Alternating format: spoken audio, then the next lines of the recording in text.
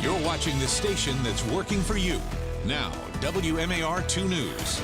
I'm Christian Schaefer with your WMAR 2 News update. The violence continues in Baltimore. City police are investigating 5 separate shooting incidents from last night. One of them was a triple shooting in Northeast Baltimore. This is video from that scene in which one of the victims died. This is Homestead Street, just off Harford Road, near Clifton Park in the Coldstream Homestead Montebello neighborhood.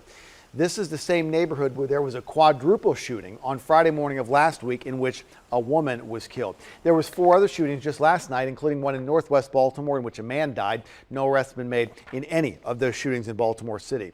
An investigation is underway into the murder of a transgender woman who was killed in Northeast Baltimore on Monday night. Police say the victim was coming out of a house party when she was shot and killed. This is on Parkwood Avenue, just east of Bel Air Road.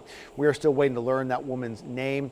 WMAR 2 News spoke to several neighbors who say they heard the gunshots and the screams for help from the victim's friends. There is no word on whether police have any suspects in that case, but you can leave information anonymously with Metro Crime Stoppers. That number is 1-866-7-LOCK-UP.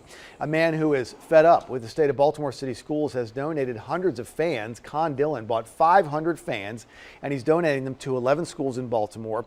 He answered the call from the Baltimore City Teachers Union. They've been asking the public for help in getting fans for the teachers' classrooms. Dillon's at Union Baptist Church, serving as a distribution point.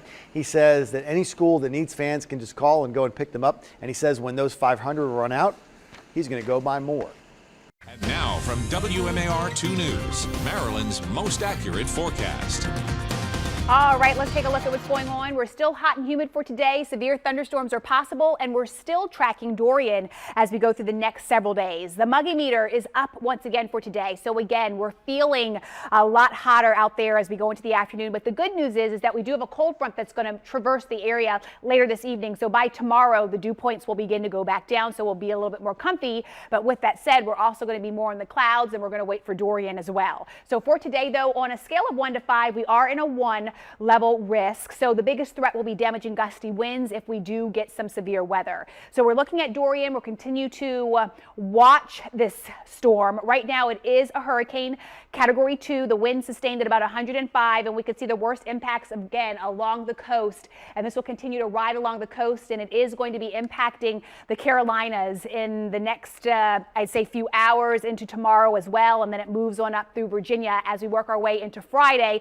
It will be our problem, meaning that we will have winds gusting up to about 30 to 50 miles an hour, especially along the Delmarva. Bay and coastal flooding will be a concern, minor to moderate impacts there. And then the rainfall totals, we will get that rain, but again, the highest amounts will be along the beaches. For today, the heat, the humidity is going to plague us. That high temperature coming in right around 95 degrees. There's a 7-day forecast as temperatures drop from 95 to 79 behind that cold front. And then by Friday, we'll watch Dorian. Once again, we are going to have the rain, and it is going to be breezy right into Saturday. Big change from what we're going to see today. Thanks very much, Lynette. That's all the time we have for now. Stick with us online, though. WMAR2news.com. We get all your updates on top stories and breaking news. And for news and weather on the go, you can download the WMAR 2 News apps in the App Store. It's got live radar, and you can get breaking news alerts sent straight to your phone. Thanks for watching. I'm Christian Schaefer. This WMAR 2 News update is sponsored by Jones Junction.